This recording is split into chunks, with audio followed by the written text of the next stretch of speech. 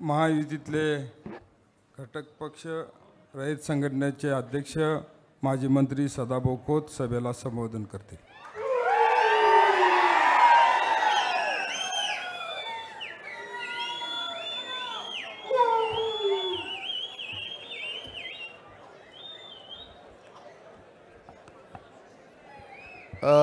आदरणीय दादा आणि जमलेले सर्व शेतकरी भावांनो, माता भगिनी, पत्रकार भवन, आज खंडेनोमी आहे आणि खंडेनोमीला दादा हत्याराचं पूजन होतं आणि आता ही पूजलेली हत्यार आता आम्ही आड्याला बांधणार नाही। आता या हत्यार आम्ही हातात घेणार आहे। मी पहिल्यांदा माझे सहकारी गोपीचंद पडळकर यांना वाढदिवसाच्या शुभेच्छा देतो। दादा, संस्कृती हा शब्द राष्ट्रवादीमुळे मला पहिल्यांदा कळला। काय संस्कृती? आणि तिथं आलेले कोण? तिथं आलेले सगळे गुणवंत लोक होते, कलावंत होते, नकलावंत होते, त्याच्या पुढे जाऊन अब्रूवंत होते। किती महान लोक अख्ख्या राज्यातनं झाडून आलेले होते। पडळकरजी अभिनंदन। असलं गडी पहिल्यांदा जिल्ह्यानं बघितलं। दादा, तुमचं अभिनंदन। तुम्ही शांत संयमी व्यक्तिमत्व, तिसरा डोळा तुम्ही पहिल्यांदा उघडला म्हणून तुमचं अभिनंदन। राजाराम बापू हे आमचे आदर्श आहेत। मी बापू बरोबर काम केलंय। मी म्हटलं बी की बापू विषय आमच्या मनामध्ये आदर आहे। पण सांगलीला जी सभा झाली ती जर सभा बघितली तर काय परिस्थिती होती? मी जयंत पाटलांना साधी गोष्ट विचारतो। आम्ही बापूवर काम केलंय। बापूनी माणसं कोण कोण उभा केली? पंडितराव जाधव, नानासाहेब सगरे, इकडं संभाजीप्पा, प्राध्यापक शरद पाटील, अजितराव घोरपडे, अशा अनेक माणसं, व्यंकप्पा पत्की, किती माणसं उभा केली। आणि नुसती माणसं उभा केली नाही तर त्या माणसांना ताकद दिली। आणि तुम्ही किती महान काम केलं। तिकडं नानासाहेब सगरे, कवठे मंका सहकारी साखर कारखाना तुम्ही घ्यायला निघाला। अरे 60 एकर जमीन विकली, कर्ज भागतय नाही, तो कारखाना मला पाहिजे। अरे जे संभाजी पवार राजाराम बापूंच्या बरोबर ज्यावेळी लढले, उभा राहिले, त्यावेळी सांगलीमध्ये अनेक वेळा आप्पांच्यावर जीव यांनी हल्ला झाला, अनेक वेळा झाला। त्या आप्पाने तुम्हाने बापू नंतर खांद्यावरनं सांगलीत आणलं। तुम्ही काय केलं? सूर्योदय हाणला। अरे जतचा साखर कारखाना तुम्ही हाणला। मग आता तुम्ही लुटारू आहात हे आम्ही म्हटलं तर तुम्हाला वाईट वाटेल। पण मी या ठिकाणी दादा तुम्हाला खरं सांगतो, संभाजी आप्पा, मी त्यांच्या बरोबर काम केलं।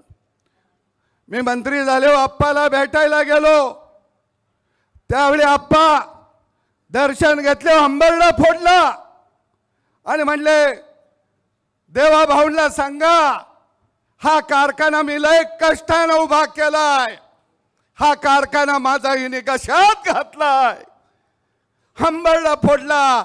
अरे आप्पाच्या डोळ्यात शेवटच्या क्षणापर्यंत पाणी होतं, शेवटच्या क्षणापर्यंत त्या आप्पाचा तळतळाट तुम्हाला लागल्याशिवाय राहणार नाही तुम्हाला सांगतो.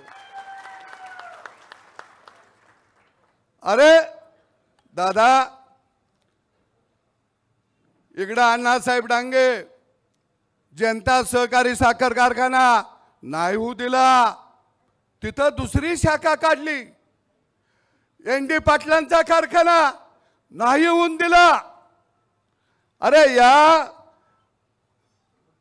दादा, वाळवा तालुका हा खरंच क्रांतिकारकांचा तालुका आहे. क्रांतिसिंह नाना पाटील, क्रांतीवीर नागनाथ अण्णा नाईकवाडी, स्वातंत्र्य सैनिक पांडू मास्तर, स्वातंत्र्य सैनिक बर्डे गुरुजी, तमाशा कलावंत गुलाबराव बोरगावकर, शिक्षण मर्ती कर्मवीर भाऊराव पाटील, लोकशाहीर अण्णाभाऊ साठे, पट्टे बापूराव, किती नावं, पी सावळाराम, किती नावं. पण यांचं एकाचं सुद्धा नाव शिल्लक राहणार नाही. एकाचं सुद्धा दादा स्मारक बांधलं नाही. सत्यजित भाऊ, पेट नाक्याला दादा राज्याचे कृषी मंत्री होते आणि त्यावेळी आम्ही क्रांतिसिंह नाना पाटील कृषी महाविद्यालय आणलं. दादा, यांचं सरकार आलो ते महाविद्यालय रद्द करायचा प्रयत्न केला. आता आपलं सरकार आलो दादा, परत तुम्ही त्याला निधी दिला का बरं? त्या महाविद्यालयाला नाव कुणाचं? क्रांतिसिंह नाना पाटील. आमच्या बाचं नाही दिलं, नाना पाटलांचं दिलं. पण यांना त्यांची अलर्जी. दादा खरं मी तुम्हाला सांगतो, त्या मेळाव्यामध्ये दिलीप पाटील काय बोलले? त्या अमोल कोल्याला म्हणले, कोला, त्याला म्हणले, कोल्या मी कुठला आहे? जेनं माझ्या गावात तुझ्या समोर सदाभाऊच्या आईला घोडा लागला म्हणला, त्या गावातला मी आहे. अरे ही तुमची संस्कृती. अरे सदाभाऊच्या आईला घोडा लावायला तुम्ही याल, त्यावेळी माझ्या बापानं 12 बैलाचा नांगराचा फाळ काढून ठेवलाय.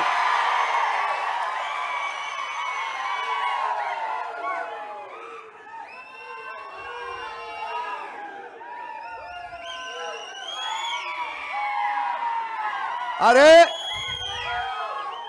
तुम्ही उदाला शिल्लक राहणार नाही. पण दादा मला वाईट काय वाटतं, एवढं वाईट शब्द वापरले हो. कुठलाही विद्वान बोलला नाही, त्यांची जीभ घसारली नाही बोलला.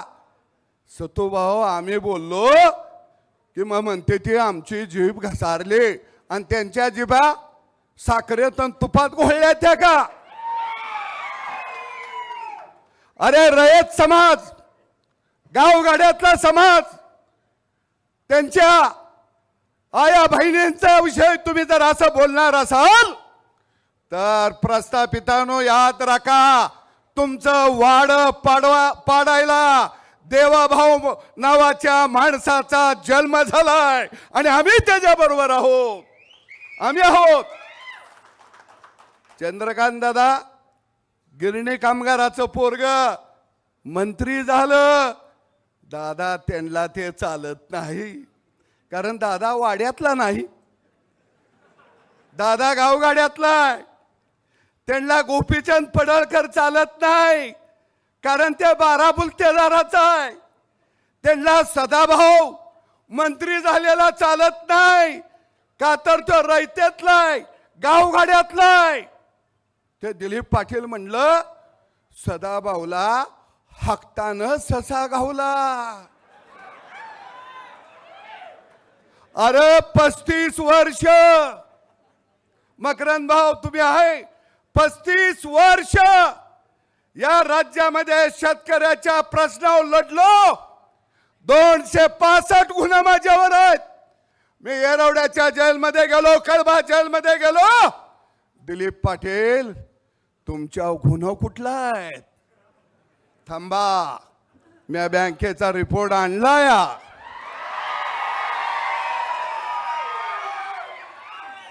तुमच्या गुन्हा कुठला? अरे मी माड्यामध्ये जाऊन उभा राहिलो, 5 लाख मत या फाटक्या माणसाला सोलापूर जिल्ह्यात मिळाले. तुम्ही जरा जिल्हा परिषदला उभा राहिलाय का? कवा दरबारात उभा राहिल्यामुळं तुम्हाला बँक कारखाना डायरेक्टर असली पद मिळाली आणि मला म्हणे तुम्हाला हक्कानं ससा घावला. अरे त्याला मग रानात जायला लागतं. कमोडवर बसल्यावर ससा नाही घावत.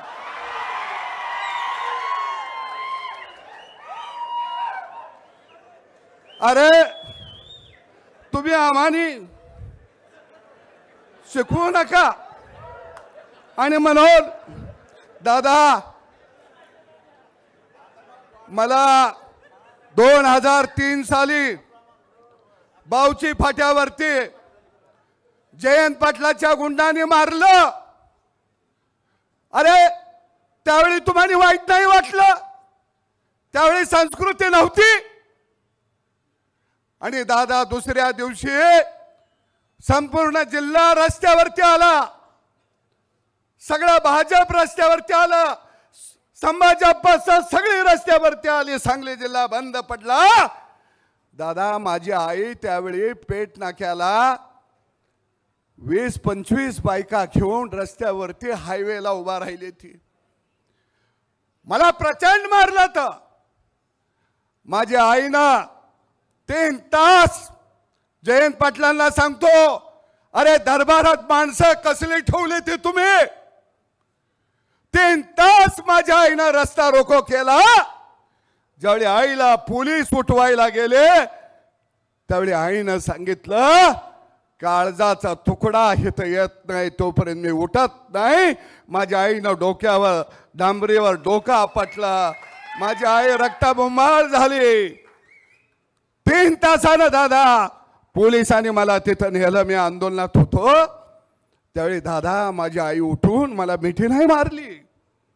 माझ्या आईनं बापाच्या फडक्यात बांधून आणलेली भाकर सोडली आणि सदाभाऊच्या मुखात तो भाकरीचा तुकडा घातला. आणि पत्रकाराने विचारलं की आई तुमच्या लेकराला मारलंय, तुमचं मत काय? त्यावेळी माझ्या आईनं दादा एवढं चांगलं उत्तर दिलं, माझ्या लेकराला कुणी मारलं त्याला मला शिव्या शाप द्यायचा नाही. माझ्या लेकरानं या काळ्या आईच्या उदरात रक्ताचं 2 थेंब सांडलं.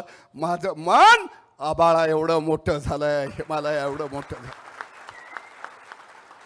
अरे अशा आईच्या पोटी आम्ही जन्माला आलो आणि तुम्ही बाहेर सभेत तुमच्या खासदारासमोर आई बहिणीहून शिव्या देता. तुम्हाला वाटतं सदाभाऊ हा शेतकऱ्याचा पोरगा आहे, गावगाड्यातला पोरगा आहे, रयतेचा पोरगा आहे. पण मी यांना सांगतो, अरे आम्ही फाटकी माणसं आहे, जरूर फाटके आहे पण स्वाभिमानी आहे म्हणून आम्ही लढतो. याद राखा, तुम्ही जर आमच्या वाटला गेला तर आम्ही तुमचं वाड उद्ध्वस्त केल्याशिवाय राहणार नाही, हे ध्यानात ठेवा. दादा मला तुम्हाला विनंती करायची आहे की जिल्हा मध्यवर्ती बँक ही जी दादा चौकशी झाली, या पहिल्या चौकशी समितीनं 44 मुद्द्यावरती दोष ठेवलाय. अजून माझ्याकडे 2 भारा आहेत आणि त्याच्यामध्ये आता आपण 88 अन्वये जी चौकशी लावा. हिने साखर कारखाने विका पण साखर कारखाने तात्या दादा 400 कोटीचा कारखाना निलाव्यात काढायचा आणि 50 कोटीला विकायचा, वरच्या कर्जाला गोल मारायचा. 400-500 कोटीची मालमत्ता हिने 50 कोटी 40 कोटीला घेतलेले आहे. हिने खोट्या कंपन्या काढल्या दादा, त्या कंपन्यांच्या वरती कर्ज दाखवली. हिने खोट्या कोऑपरेटिव्ह संस्था काढल्या, त्याच्यावर कर्ज दाखवली. जी कंपनी नोकर भरतीला सक्षम नव्हती, काळ्या यादीत होती, त्या कंपनीकडनं नोकर भरती केले. 30 लाख 25 लाख 40 लाख रुपये एका एका कॅन्डिडेट कडून हिने घेतलं. दादा आता परत त्यांना परवानगी दिली या 500 नोकर भरती करायला. 500 गुणिले 30 लाख लय मोठं गमाय, 150 कोटीचं. ह्या बँकेवर प्रशासक नेमा आणि घोटाळा भागदारांच्या वरती कारवाई करा, ही मागणी आमची आहे. दादा ह्याच्या पुढे जाऊन मी तुम्हाला सांगतो, या विरोधामध्ये एक सुनील फराटे नावाच्या पोरानं आवाज उठवला. तेजाव दादा हिने अब्रू नुकसानीचा, अब्रूदार माणसं ह्यांची अब्रू व्हायला लागली. माझा आरोप करता का? अरे मला तुमचं सगळं माहिती आहे, पण मी बोलणार नाही.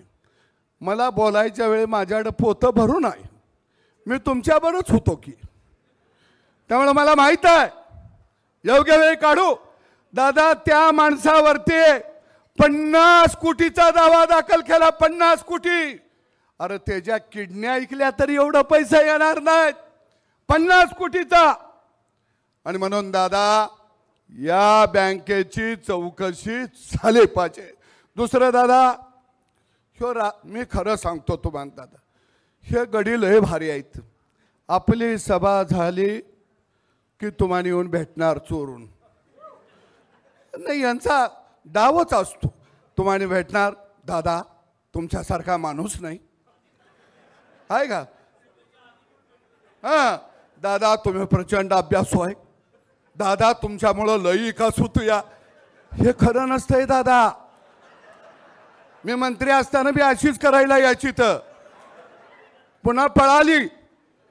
राष्ट्रवादी ही पक्ष नाही दादा, ही टोळी आहे, टोळी लुटारूंची.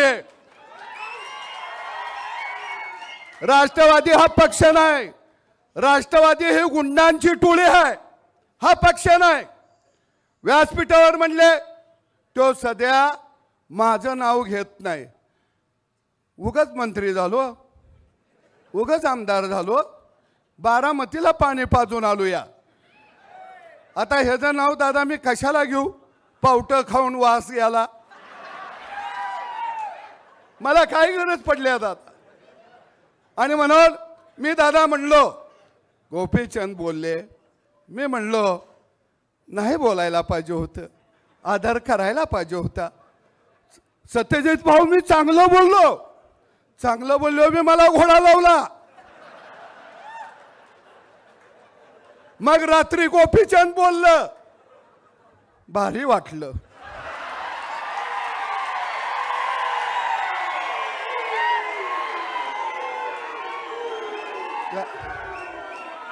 दादा तुम्ही जरा आम्हाने मोकळं सोडा, आम्ही भेदभीत अजिबात नाही.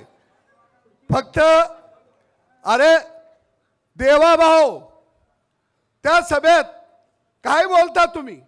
ताई बोलल्या, किती बोलता, का बोलता? कारण देवाभाऊ हा तुमचा कर्दन काळ आहे.